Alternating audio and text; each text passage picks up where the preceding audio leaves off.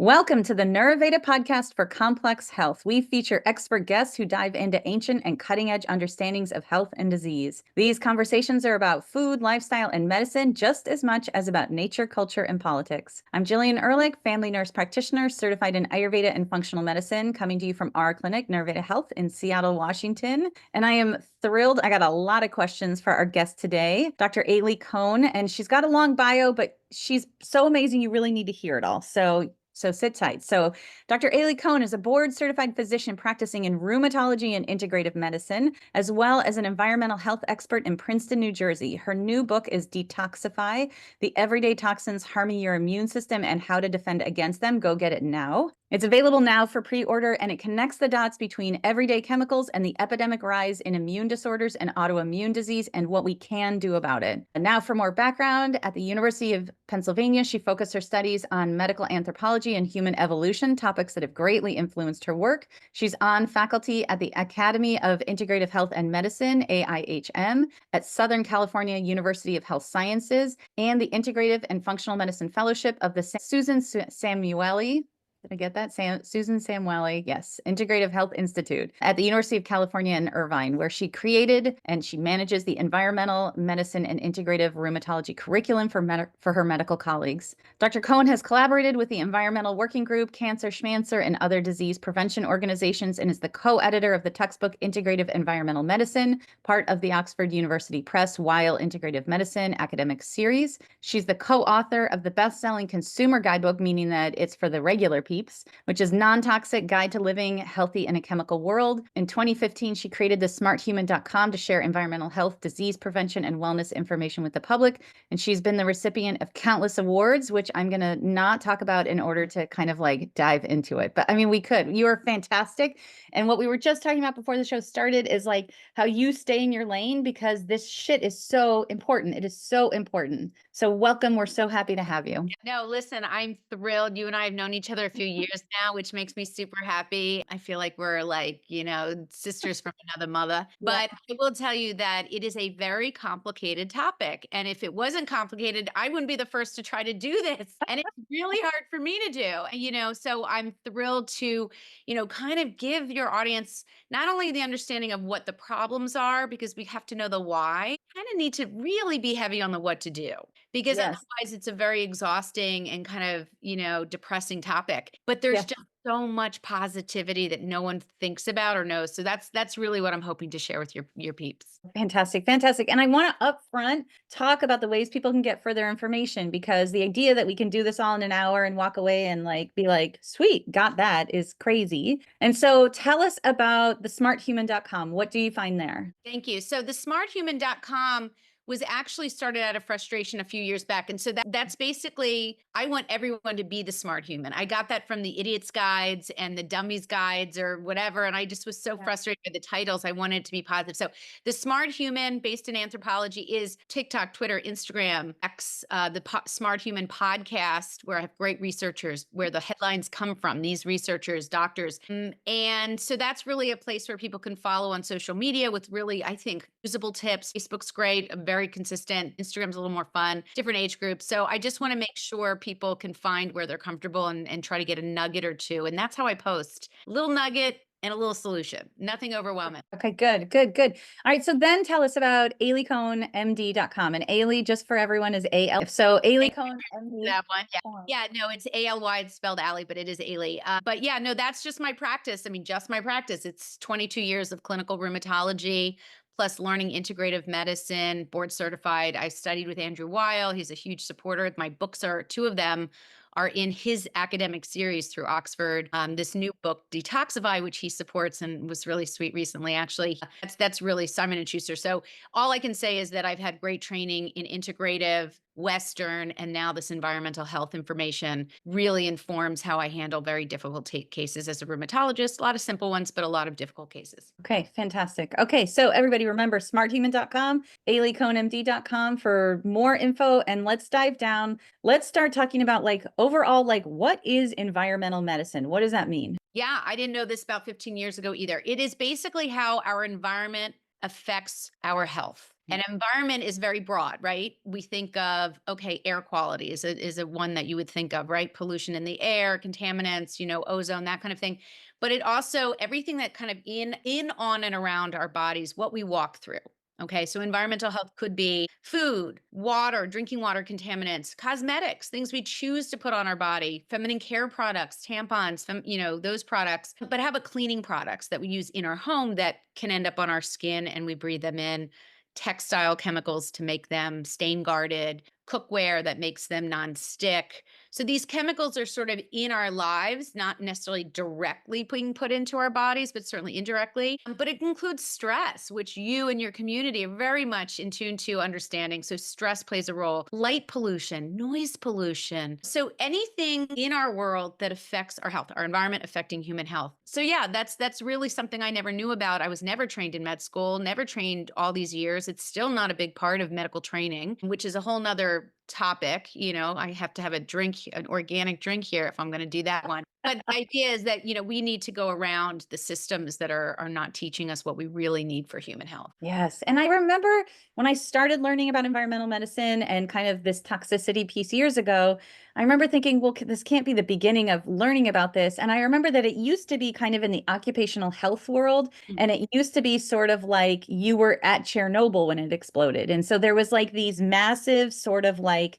you had a singular and like episodic exposure to something toxic, and then you were toxic, or you were like burned, you had a chemical burn from an explosion, et cetera. Great Something point. big. But that's not our real problem for most people, is it? Right. No, so you're pointing to this concept of dose makes the poison. Like the more you're exposed, maybe all at once, that makes the headlines. That's where you're most at risk. Migrant farmers, people working in manufacturing, people, an electrician, or, you're talking about people who are allowed to have higher exposures from OSHA regulations, but also are followed out epidemiologically to be connected perhaps to a chemical that they touch a lot or those kind of things. Now know about these chemicals. And we have over 95,000 is really just the going number. It could be higher, it could be a little bit lower. We now have about 95,000 synthetic human made chemicals that are in our lives, okay? From all different aspects. Solvents, food additives that are not tested for safety, water contaminants that get into our water system. Anyway, 95,000. And we've only had all of these chemicals mostly in human existence. Here's my anthropology commentary. Only after the last 75 to 100 years max. And Which is not that many generations. no, it's really just 1, 2, 3. I mean, maybe our grandparents are spared because they're living longer, but they also didn't have a lot of exposures early on because of their food system, their water contamination. The chemicals just didn't make their way into their bodies. We have a different situation. And what you're also talking about is these low-level exposures over time. And it's not just 1 or 2 chemicals, right? You're exposed to a soup of chemicals because of everything we choose to do, our busy lives, my colored hair, my kids on the lacrosse fields, which is synthetic turf. It's just a little bit of everything at low levels over time is where we're getting into trouble because these chemicals, and now each of them has been sort of, not each of them, but many of them have been parsed out to study. And we've also been following US blood levels and urine levels through CDC government testing every 2 years, the NHANES data. So we have a lot of data now. It's robust. This is not made up. This is worldwide data on human exposures. And it does add up to a lot of risk. What we're also seeing correlating, and this is what my new book, Detoxify, is trying to share, is that we have an epidemic of immune and immune system disorders. And immune system disorders are not separate from endocrine disorders or cancers or metabolic disorders. We need all our systems. They all communicate. But my framing is through my clinical work as well as a rheumatologist, where I'm seeing on the, boots on the ground, a lot of these diseases happening younger than anyone would expect. And most importantly, in people, in boys, girls, adults who have never had a family history of these conditions. And that, I mean, almost everyone now you could ask knows someone with one of the over 80 Western diagnosed autoimmune disease that we have in the medical journals. So the idea is that this is happening. And the idea is when we know that the chemicals can do this, now we have to figure out how do we peel this back? How do we get out of this pickle? Yeah. Really. Okay, good. Yeah, I like that you're Good news. We're going to get into the good news. I good promise. news, good. I know. I like that. Okay. Okay. We don't need that organic drink. We're going to stick with the good news. But just to kind of sit in this world just a tiny bit longer about how hard things can be. Talk to us about the different kind of like classes of chemicals. Like when we talk about these 95 chemicals, like as opposed to just being like a wall of 95,000 things, like talk to us about kind of how to think about them or how they break down or like endocrine disruptors versus persistent organic pollutants. Like how do we think about them? Yeah, there's a lot of different ways to categorize them. And again, you have to sort of have seen so much of this to sort of try to put it in some categories, categories. Have chemicals by function of what the chemicals do, Okay. right?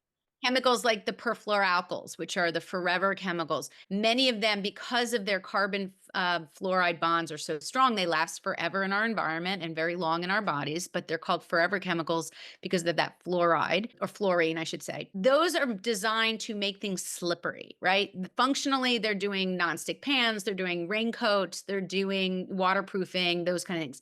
But within that class, there's also functionality from a physiology perspective that takes its category away from its function to what does it do to the body? Endocrine disruptor, immune disruptor. So lots of different ways to categorize chemicals by their function or what they do to the human body, even if they're neurotoxins, if they're liver toxins. So again, lots of different ways to categorize.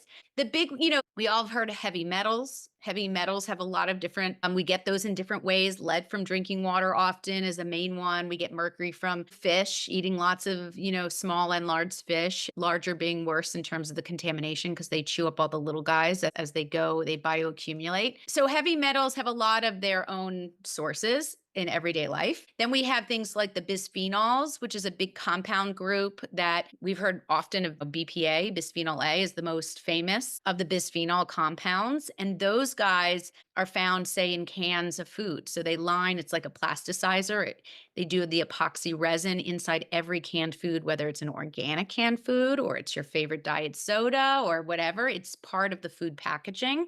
And that's why you could have organic foods and drinks and not realize that you're getting BPA through the packaging. So the bisphenols are a big group. Then you have the PFAS, the perfluoralkyls, which again, another big classic group of chemicals that we now know are not so great for the human body. We have flame retardants. Those are a whole list of chemicals. We have pesticides, which are a whole different list of chemicals. So you can kind of see that it gets a little confusing because many of them have different physiologic effects, but they're also functionally different in how they were designed. I hope that makes it easy for people to understand. Yeah, so that's great. So, two main categories are kind of like what the chemical does or what it does to the body. When we talk about things like that come into our body, we're really talking about our surfaces, right? So we're talking about we interact with our environment, with our, through our lungs, through our skin, through our mouth and our GI tract. And so once these chemicals come in, where can they go? Like, and what do they do? So if we're talking about something that's neurotoxic, like what happens, liver toxic, like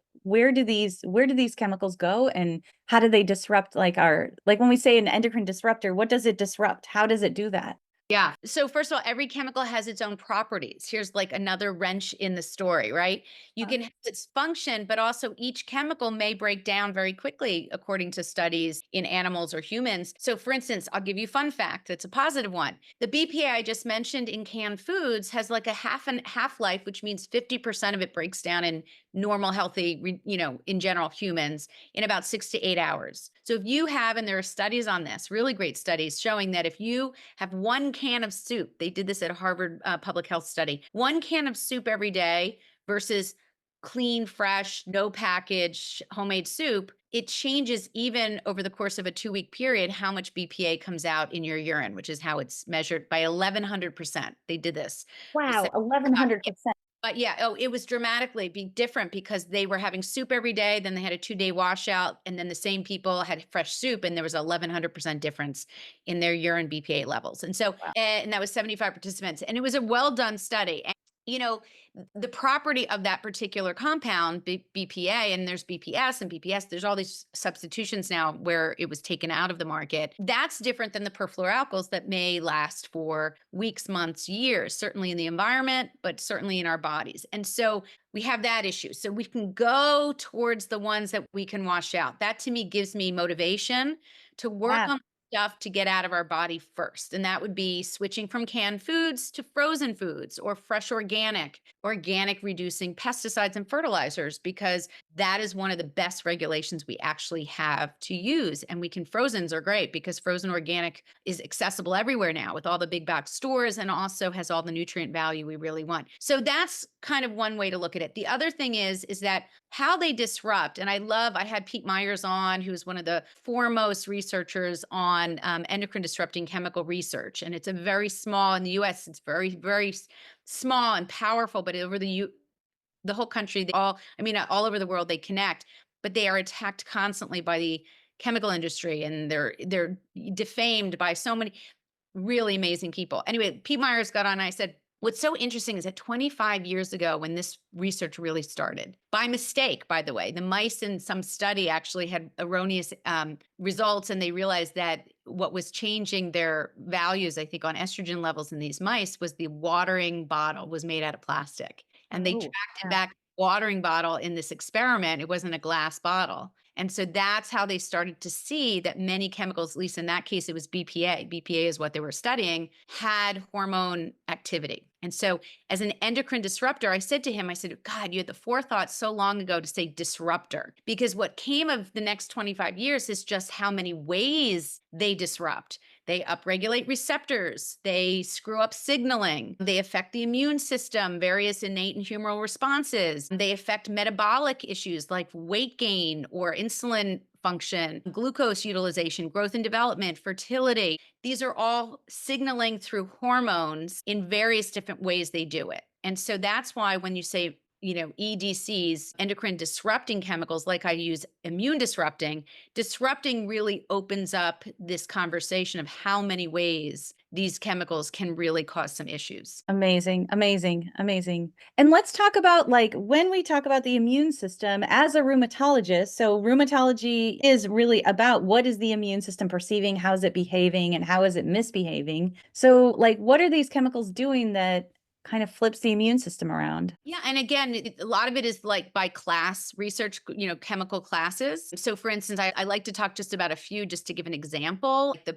BPA has been shown originally to be one of the poster children for endocrine disruption, and then it had so much research that started to show all of the different effects on inflammatory cells, like regulating TNF alpha and IL beta and TNF 6, and all of these things, or IL. We could start to see that not only the endocrine system was being affected in various ways, but the immune system. And so that was one of the starting points to understanding bisphenols and then getting BPA out of baby bottles, which it hasn't been removed from anything else. And it's one of the most Wow. pervasive chemicals that we have that's both endocrine disrupting and immune disrupting. What was the question again? Because I'm too old for me to hold on to the question long.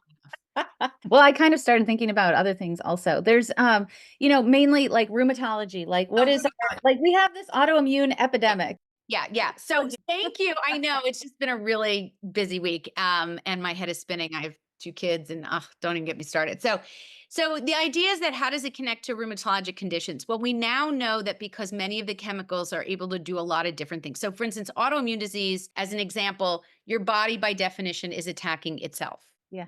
Auto, self, immune. Your immune system is activated, and there's lots of nuances. There's old time innate immune system, and then there's the humoral system, which is like the beta cells that get presented, antigens, which are the problem, and then they take off and do their thing. We have this beautiful immune system. We've had it for millions of years. It's super conserved. It wants to reduce our energy level because we have so many other things we need to do. We need to search for food, and we need to find shelter, and we need to survive. So we don't want our immune system really activated unless it has to be. So maybe an infection here and there. Maybe, we ate some bad food and it caught a bug in our GI tract, but we don't want it always revved up, right? The thing about autoimmune diseases is that for whatever reason, our immune system gets primed by these environmental chemicals to proteins and parts of these environmental chemicals that actually make it look at our own body and get confused. So it's called molecular mimicry. Basically, they're seeing components of these chemicals that look very similar to components in the human body. And so they are reacting without any real distinction between the two. And so again, we're confusing the body. There's other ways this happens, or ways that we get an increased risk potentially of immune disorders, the gut microbiome, which I have a feeling you've had people on to talk about this, but the gut microbiome has both direct and indirect effects from environmental chemicals that come from food, that come from medications, that come from contamination in water, even air, believe it or not. But the idea is that there's mechanisms that we know can really directly or indirectly, once the immune system, which is the gut, really gets irritated or gets leaky in the sense that we're breaking that barrier between the gut lining interior and the bloodstream, then more stuff can go through that lining into the immune system, into the blood, and cause irritation. And a lot of that can also travel to the brain, because we know that the gut and the brain connection is very strong. We're talking about environmental chemicals in the framework of mental health is critical. And so, then there's also epigenetic changes. So we know that these chemicals can also affect, unfortunately, a lot of our DNA at the cellular level. Basically, they're changing gene expression by changing the epigenome. So it's not genes themselves, but it's the proteins that lay on the genes and decide whether a gene gets expressed to a disease or not. And we know that some of these chemicals can turn that on. And, there's just a variety of clinical things that happen from all of this disruption. We can have increases in hormone sensitive cancers like breast, testicular, prostate, and thyroid. We can have metabolic issues again with the immune system, is early onset of diabetes, weight gain. People don't realize, like, yes, we can chase after a medication, and there are some very important reasons to be on these medicines if you need to be. But we're also missing a huge piece of human exposure, is how some of these chemicals are able to make fat cells grow bigger, stem cells turn into fat cells as opposed to other cells that we need. So there's a lot of disruption that even we can try to control, which I hope we'll get to, that will actually help us lose weight or be able to maintain our weight and manage our sugars better. So there's a lot to be said for maintenance and learning about this, what to do. And the mental health piece I think that you mentioned is tremendous and should not go like under the radar, because we think about, especially in our culture, we often think about mental health issues as personal failings. But Mhm. if it is the outcome of a toxin to inflammatory to, if it's kind of down this whole cascade, then it might be either the air you're breathing, the zip code. There's so much, I know, association, really interesting research about your health destiny is determined by the zip code in which you're Yeah. born. Because Yeah. so many of those toxins are present there. And so it's not necessarily a personal failing. So Yeah, and not only that, some of the fanciest, most expensive lipsticks, makeups, shampoos, conditioners, massage oils, people you would think, rich people, maybe people with more money than others are spending money. They are just as toxic. The fact is that those products are filled with yucky chemicals that are easy to vet out. That's the solution, is that everyone, we can democratize health in some ways by pulling from resources that we all have access to, rich or poor, no matter what. And I think that's what we need to start thinking, is not sort of that money buys you cleaner products. That is certainly not the case in the US, but knowledge buys you power against, the risk of having your destiny change from these exposures. great perspective. Great perspective. So, okay, so here we are. We've got them in us. They've come into our bodies. We have breathed some air today, and lo and behold. So how do we test for them? How do we know how do we test the different compartments? Is there standard lab testing and like LabCorp or Quest labs that we can look for toxins? Yeah. Which ones So can we find? Yeah, the thing is here, I've been doing this a long time. I was on the ledge, freaking out for a very long time, list. And, I started to understand through my journey. And by the way, it's a journey for everyone. I don't want anyone to think that they should have regrets. I didn't do anything I was supposed to do 15 years ago. This is a journey for everybody, right? And it's Yeah. still a journey. I'm still coloring my hair. So there's things that I don't want to change, but that's okay. I think you have to do it in your own speed. But here's the thing. My goal is not necessarily to have everyone test themselves or get tested. A lot of it's out of pocket. I have tons of patients.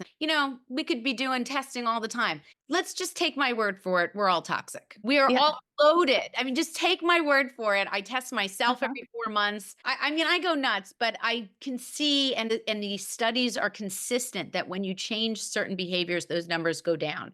Do you need to see that to be motivated? Some people do. Mhm. I would much rather people take a $600, $700, $800 set of tests and put it towards buying the solution, like a reverse osmosis water filter for $275, or a bunch of clean makeup for your teenager because they get exposed the most per 24 hours than any other demographic when it comes to personal care chemicals. Or buy a bunch of, non-toxic feminine care products because we don't think about that route of entry into the body. And yet women use thousands of tampons over the course of their lives. That's an easy intervention, just swapping to a cleaner version. So again, testing is really, there's different categories. If you're really toxic and you're having like mental health changes, neuropathy, I mean, there's things that you want to think about, metals and, pretty toxic stuff. But for the vast majority of us, we're just sort of, have no specific issues, maybe fatigue. And I talk about that in a case with the book, but we have low level stuff. So again, you can get testing for very basic through your insurance. And I do feel very strongly about finances for people. And in the book, I actually give a list of the very basic heavy metals, how to order them, if you talk to your primary care doctor, and what the ICD-10 codes are, so that they don't have to put any thought into writing this prescription for a patient who asks for it. That's it. If it's got an ICD-10 code for the reason the doctor's ordering it, and you have the list of very basic heavy metals, I do cadmium, lead, mercury, and arsenic, whole blood. There's lots of things you can order, but I gave the ones that I thought are most realistic and easy to look for issues. I did this with cancer treatments too, markers. We should all be able to use conventional labs that are covered by our insurance that we're paying into to get some routine screening with the right codes. Why aren't doctors doing that? Are they going to get dinged? Is that the problem? I don't know. I mean, I don't work with insurance anymore, but it could very well be. My problem is that it sort of, why are we not preventing instead of treating things after they've left the stable? So anyway, my feeling is, don't freak out. If you don't need to get testing and spend the money, don't. Just make the changes behaviorally and see how symptoms, if you have any, get better. And I have a symptom tracker in the book, and I want people to really be thinking about all the useful tools that are helpful to get them going. Okay.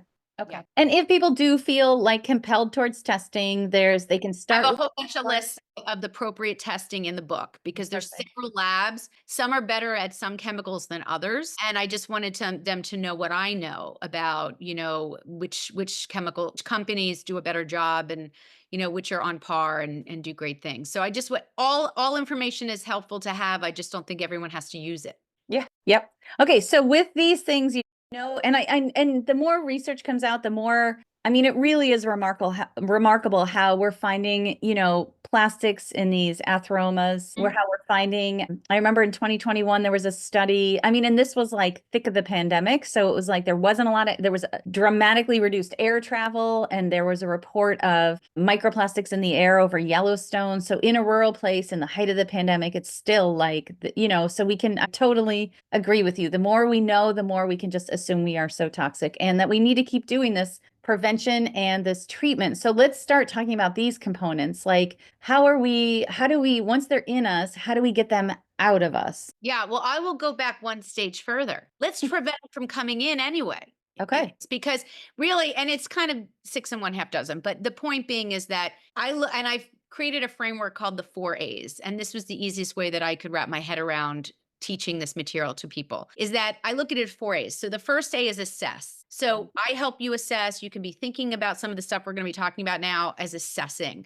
What do I eat? What do I drink? Do I filter my water? And what's the most appropriate way for me and my family to purchase that and which one to get and why? What am I eating in terms of processed or ultra processed foods? Can I shift myself down to whole foods, organic whenever possible? Certainly is worth thinking about strongly. What about, can I look up my personal care products? Maybe I use 5, maybe I use 15. Why don't I try at least to take a couple of those that I use every day and try to vet them out for safer versions. That way, at least with that habit, or like tea and coffee, take a habit, try to reduce over time. So assess is kind of thinking about the picture where things might be coming in. Avoid is number 2. So it's assess and avoid to begin with. The avoid is, okay, let me either avoid it, cut back on cosmetics, or swap. Because again, vetting is swapping. We can try to find better choices, and there should be plenty of resources. We have them, and certainly they're available online and that kind of thing. The third is add. One of the biggest pieces in environmental health that I've discovered over the years is through the research, and we have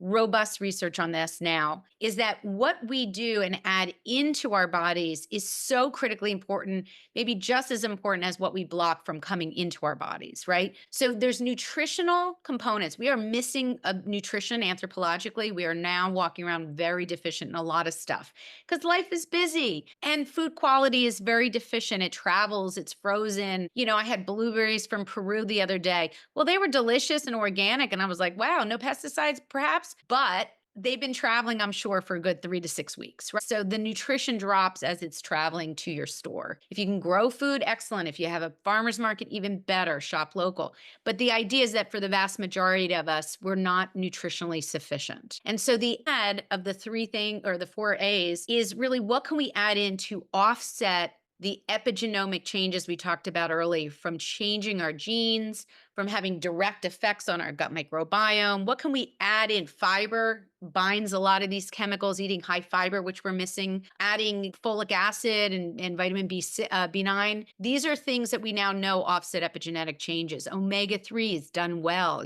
high quality fish oil. Again, I say high quality because it's hard to find. Those offset a lot of chemicals from our environment. Adding in sweating, adding in sauna. These are things that help utilize our innate ability to detoxify. Again, there's this assess, there's an avoid or swap, there's this add. Let's get nutritionally sufficient and add in lifestyle. And then the last A is allow. It's my colored hair. It's my birthday cake. Oh, It's travel. It's being on the sports field and being like, all right, we'll wash down after.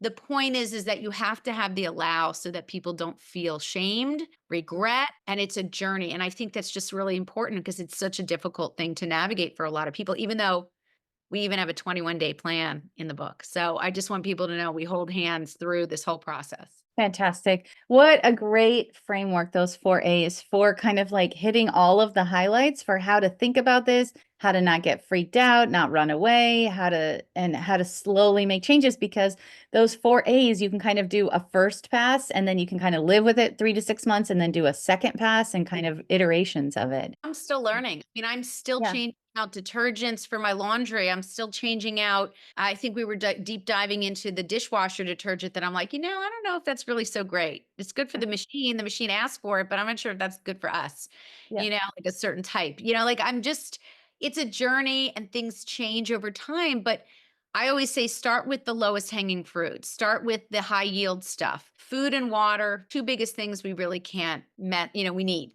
right? So Yep. why don't we start with the quality of our food and maybe perhaps consider filtering our water and using that, or build or filling up at home where we have more control. When you travel, bets are off. When you're, out and about, maybe bets are off, but bringing things with you from your home as your starting point is a really good way to do things. So we've talked a little bit about food and talking about like growing and farmers markets, going local is a priority, going organic and local. Yeah. Let's talk about filtration for air and water. What do you recommend and why? So the number one thing with the air quality is our homes are super economically sealed up, right? We want to keep our bills low. We don't want any kind of cold air coming in. And so we've unfortunately sealed our homes pretty darn tightly. We got to open up our windows. We've got to stop bringing in air fresheners and synthetic candles and synthetic incense and all of the marketing nonsense. Cleaning products are one of the biggest issues when it comes to air quality in our home. But getting plants with great, not only gas exchange, but also the surface area of plants can really collect a lot of dust, and dust holds a lot of chemicals from everything, couches and kids and whatever. So the idea is that we want to rethink air if you can, and you live in an environment where the air outside is not a problem, because that can be a big city issue. You want to be thinking about kind of not bringing these chemicals in with products through marketing, or at least swapping to better choices, and then opening windows, circulating air. I did a lot of work with the fires in California and really had to deep dive into this because I'm in New Jersey, so it wasn't very familiar to me. And I learned a lot about air filters in the home, what to be looking for in terms of CADR is something air, constant air, something the rate of air, circulating air, something. But the CADR is essentially the way to look at, you want 300 CADR for every 500 square feet in Got terms it. rate. So just think 300 for 500 square feet in terms of the circulation rate for these filters. But does everyone need to get one? I always say start with just the cleanup. Start with cleanup because it's so much cheaper to buy fewer cleaning products or to vet out a few and open windows and get some plants than it is to just buy stuff and keep the toxins just circulating. Okay, got it. So, and then plants, you were saying plants will collect a lot of dust on their surfaces. Is that a good thing or not a good thing? Or do you have to dust your plants? Well, listen, dust in general was found through several studies to be the most junk in it in terms of phthalates, flame retardants, chemicals come off of, technology and cords to make them not start fires and stuff like. So there's lots of stuff in dust. One of the ways, besides having to think through every chemical that could be in dust, is just to clean dust more. And that means HVAC system if you have one, and making sure your filtration is a MERV rating of, typically it defaults to 5 to 8, but you want to be a higher MERV, MERV rating for the filter that goes into your HVAC system. You want to change filters regularly, but maybe opt for a higher MERV rating in terms of its pore size. So yeah, I just kind of feel like you have to just think about and even vacuuming. I mean, vacuuming, dusting with a wet cloth, not a Swiffer, not one of those chemically loaded. Again, they get you. They get you. They sell you a machine, but they sell you the machine with the solution that they created, Yeah. which is filled with chemicals. So we don't need it. Maybe the machine's great, but we don't need all of those chemicals. And I think if we just look around at what we're doing, half the battle is just being aware, really. And it's actually a lot cheaper to use a wet rag or even, I mean, I will admit in the last couple of years, I've started doing like a DIY cleaner, surface cleaner, just with vinegar, a tiny bit of dish soap and some essential oils. And it's not that hard. There's recipes in the book for personal care products like deodorant. There's recipes in the book for just making a very simple surface cleaner. Why do we need carpet cleaner, doorknob handle cleaner, Yeah. window cleaner, oven cleaner, sink cleaner? I'm like losing my mind because we were taught that we needed it or we were going to, that we were less than our neighbors. And I think we just have to get around that. There's so many cheaper white vinegar, real lemon oil, coarse sea salt for scrubbing. There's a lot we can do without spending a lot of money or bringing this stuff in. There's a great book I found. I think it was like it was either at like a random Barnes and Noble or like an airport. Like I can't remember a couple years ago, but it's called like lemon, salt, baking soda. Feel so, But it's like, you feel like what yeah, our grandparents used, yeah, you know? And it's funny when you go into a big box store and you ask them for these things, the staff doesn't even know where to look. It's like on the bottom corner of like yeah. White 60 vinegar. Yep, aisles of cleaning yep, products. It's just remarkable to me, but yeah, it's just because the market is so lucrative. yeah, yeah. So To then, the antimicrobial after oh, yeah, for COVID, there was such an explosion of antimicrobial. Let's get those bugs. Let's get the virus. Let's get the bacteria. Everyone's going to get sick. And honestly, it was one of the scariest times for people who do this work because they were putting anything in, which by the way, your audience should know there's no testing for safety or toxicity in any products in the United States, that cleaning products, personal care products. Food industry has limited to no regulation except for organic is the only thing we have. Aside from that, there's no oversight. And so they were putting these quats, they're called, which are really highly toxic, endocrine disruptive, immune disruptive chemicals in everything. Quaternary ammonium, I can't remember what the T is, but they're called quats for short. But essentially they were like, it was like, woo, let's just throw this in everything. And they were finding this in people's bodies and waterways and that kind of thing. And the thing is, it was just really based on fear. Because guess what kills COVID? Isopropyl alcohol, 70% that you can get at your local pharmacy. yeah. And that's what I carried around and that's what I used. And I just felt so. And the other ingredient, which is always look for the not just the active, but the other ingredient on a bottle for cleaning and what have you. It's usually tucked at the bottom, water. Alcohol, it's kind of like such an interesting thing. I wonder if I have it. No, I don't have it here. But so anyway. Yeah, fascinating. Okay, so then what do we think about our water when you think about, because you were like, talk to us more about the reverse osmosis. What is that? What is it doing? And why is it the best? So any filtration's better than none. I will get that straight out. I don't want anyone to feel like they're not, living up to where they should be. It's a process. But reverse osmosis, because it's come down so much in pricing, it would be, I think I'd be remiss not to share this with people to know that you can get a $275 under the sink in your kitchen, reverse osmosis, Some people do on the countertop. I can't vet out all of them for, that's something I talk about in the book on how to vet them. But for our purposes here, reverse osmosis by definition is a material that is the pore size is so small that it's basically just catching stuff. It's like a sieve, right? It's just catching stuff. And so, fun fact, and my dad is a nephrologist and he's 85, still practicing, God love him. And he helped bring dialysis to New Jersey in the 70s. So Oh, I shout wow. out to my dad, Wow. who's actually Wow. texted not long ago. Wow. They use reverse osmosis for dialysis patients since the 1970s.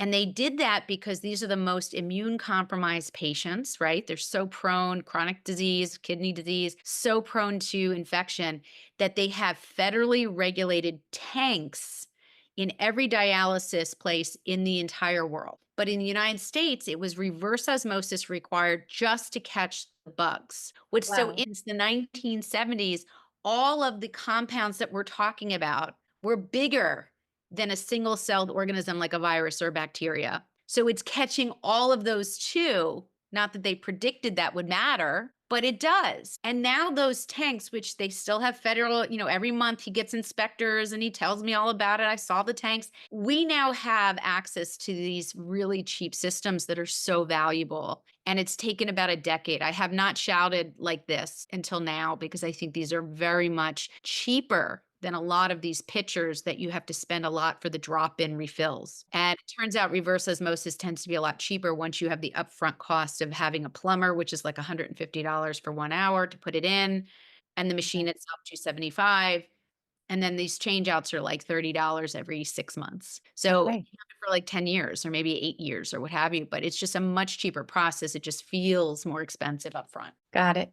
Got it. Amazing. Amazing. Amazing. Okay. So then tell us about your 21-day program. So the 21-day program is really, what do I do day one? What do I day two? I mean, meanwhile, the reading up until this point gives you the why. But then the 21-day plan, which is intentionally put towards the back so you get to the why, you understand what you're doing, is trying to get people to say, here, we're just going to do it together. Day one, day two, day three, day four. Here's why. When do we add in the nutrition and what do we think about? When do we add in certain supplements, what I call human fertilizer? I have a whole chapter on it. Insert nutrition because that nutrition, again, is the add in. When do we add in exercise and sweating? It's all there 21 days so that people can really just jumpstart with not a lot of worry or too much overthinking. Right. Okay. Okay. So the 21-day program is kind of like, it's interesting because when you think about like health renovation programs, it's kind of like, a lot of times it's like taking supplements and things like that. And so what you're talking about is kind of like behavioral change in your life for kind of doing more detox and avoidance of getting all these chemicals out of your world. Yeah, with supported studies showing that when you make these behavioral changes, those levels of a variety of chemicals are reduced in blood testing, urine testing, so that you can identify that what your changes are going to matter potentially to reducing your risk from diseases of these exposures. So, you can always look, developing diseases is dance between our genetics, our lifestyle, and our exposures. What I'm trying to do is get people to say, you've got more control than you think over your health destiny. You Yeah. really do. And that starts with just simple removal, swaps, and a little nutrition. And if you kind of implement those things, you might very much see, as we have in a symptom tracker, your symptoms get better, less fatigue. Maybe your gut works better because you have that gut microbiome going. It's really just very basic, uses anthropology and not wacky, crazy stuff. I have to put one plug in for one crazy thing because in the Ayurvedic world, my background is Ayurvedic medicine, traditional medical system from India. We call it the mother of all healing systems. But Ayurveda from the beginning, 10,000 years ago, talked about the importance of the daily life, like the backbone of health was the daily life. And there were these periodic cleansing episodes that you were supposed to do because and they're called panchakarma. Pancha means 5, karma is actions of detoxification, and you were really supposed to do these at the change of every season. So traditionally, I think there's like in our world in the northern, like in United States, we have typically around 4 seasons. depending on where you live, but that at the change of every season, it was appropriate to do some level of detoxification. And then there's all this kind of deep work that goes into that. And you can do a home panchakarma, and it can be as simple as like fasting for a day. It can be as extensive. Because again, I was trained on Ayurvedic and traditional Chinese medicine. So, and anthropology is built into those. Yeah. Yeah. You know? So I don't think so. What part of that is crazy? Well, kind of the whole thing is crazy when you look at it. Like if you're not really well versed and you hear about like there's a whole way that the idea behind panchakarma, the conceptual idea is that you do oleation, so you oil because liposomal is how you can actually reach pieces and you can actually pull toxins because that's how things actually will transition into tissues as deep as adipose, lipophilic tissues. And so you use are lipophilic. exactly. And so you use ghee internally. You take ghee or coconut oil or some kind of oil internally. Then you do all this body work with oil on your skin, in your nose and your ears. And then the idea is that you're pulling these things back into the GI tract, and then you do elimination through the GI tract. And so, traditionally that can be drinking some castor oil 1 or 2 times, not like excessively or ongoing. But for purgation, that can be enemas, that can be, and traditionally in India, they would do this like therapeutic vomiting, but we don't typically do that here in the US. And so there's all these ways, and plasmapheresis is another way to essentially kind of do removal of these toxins. And so, it can sound a little more. Enter the body. And this is my Yeah. issue. It's like I'm not against anything you said if it's the right patient, the right, you Sure. know, trained, educated healthcare practitioner. I mean, again, training is everything. We don't want anyone hurt. We don't want anyone broke. My big issue is that even when people ask me about regulations, which, we'll see if we have time, but the idea is that if we keep waiting for things to happen to us or for us, we need to do it for ourselves. And to me, it's almost like we see the faucet coming into our body. We got to cut it off. We got to cut it off before it even enters and causes us the need to even detoxify too. I think if detoxifying even before it gets to the body. So I don't know. I think it's all perspective. It's all covers the same material, I think, in a lot of ways, but I think it's just which angle we're coming from. Yep, very much so. Very much so. And let's go there then. Let's go to that kind of regulatory piece because I think it's important for us to know as individuals and as we work to kind of care for our communities, like talk to us about regulations and regulatory policies and kind of how that aspect can shift, kind of our legacy, which is, often the children we make or raise, but, these kind of successive generations. Yeah, the thing is that since the 90s, we have had so many, as I mentioned, thousands of chemicals. There's no end to it because there's no regulations against it. We have never in the United States required any testing by manufacturers, whatever the products, cleaning products, household goods, even our food system. And people think there's a lot of regulation. There is very little to none in our food system in general. And so there seems to be no end to the amount of chemicals. We have over 1,500 new chemicals that are patented synthetic per year. We have over 42 billion pounds that are imported, exported of chemicals every day. I mean, it's just, there's no end. So when it comes to regulation, and look, we've had some wins, red dye number 3, was a lot of news. And I posted on that. And yes, and I just posted on New York City, banning a bunch of food chemicals in schools, and Texas has got some stuff going on. And certainly California leads the way, Prop 65. And a lot of what they've done is following even Canada and European regulations, which are much better than the US. But in my simple mind, the time period of waiting for these to happen is so slow, not just if they're out of products, which by the way, they give them a couple of years to figure out and fix the formulations, if they even pass something. That's a couple of years that we're exposed, that our genetics might change a little bit in terms of our gene exposure, that we're having babies and passing stuff on to our kids, or we're even exposing the kids in utero, like, my teenagers, whatever. It's just that we are waiting for someone else to fix the problem. And my educational work, everything I do in high schools and colleges, I want kids and people and adults to do it now for themselves and not wait for other people to do. I want them to make changes, but it's not fast enough in the timeline of human health and each generation to really make a difference from what I've seen and what the studies are showing. I mean, and that's part of it. Like, it's just like the brilliance and clarity of your 4 A's is exactly like You're not making you're not saying you have to do every single thing right now, but you're saying you just have to start and then we just have to be persistent. And And that just have a different, I say I walk through life with totally different colored glasses now. I basically kind of wherever I go, I've almost gamified it at this point. How can I make this cleaner and how can I make that cleaner? I'm over the ledge, right? I'm now trying to tweak and get better and reiterate, like you said, revisit, revisit. But it doesn't overwhelm me. I'm trying to just live my life and not let it make me so scared. But the idea is that I feel like when I've hit off the water issue and I get my water, 80% of the time at home and use glass and stainless steel to carry it, make my tea with my filtered water. And I have a 3-gallon stainless steel thing for the lacrosse tournaments. So they don't have to have microplastics in a million water bottles that they throw around the field. I mean, it's just a little bit of change that you get into. And I think that when people just start to be more aware is such a great starting point, because then you can just take your time and just get there. But there's no rush. It's just a matter of, you know, educating our next generation as well. Lead by example as much as we can,